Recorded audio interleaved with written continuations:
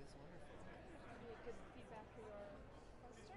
Yes, lots of great questions, and got to see a lot of great work. And which year are you in your Fourth year. Okay, so still time for some papers. Yeah, exactly. We're all hoping, especially in us. Yeah, so congratulations on, Thank you. on the award, well deserved. Thank you, real honor. Yeah, so I wanted to ask, first of all, why is it important that cells keep a close check on how many centrosomes that they have? Absolutely. Well, there's a high correlation of dysregulation of centrosomes with the prevalence of cancer. So we believe that it's important for accurate chromosome segregation to prevent oncogenic events. And it's long been known that there was something driving a p53 mediated cell cycle arrest in the event of either loss or gain of centrosomes, which is usually a very tightly regulated process. So we think cells have evolved this protective checkpoint to prevent dangerous transformative events in cells that are unfit to grow. Yeah, so what have you learned about how this checkpoint works? So we performed a genome-wide screen to identify things that were upstream of p53 signaling in response to centrosome loss.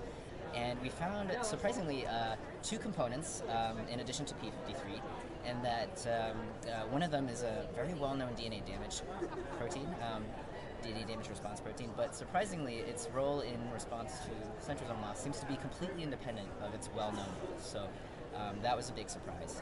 And right now, we are studying what's upstream of these components, but as far as how those three that we found work, there's good evidence that there's a bridging interaction between the three, bringing a catalytic enzyme in the proximity of p53 to activate it in response to the upstream events of our cells. Yeah. So those three seem to be working together.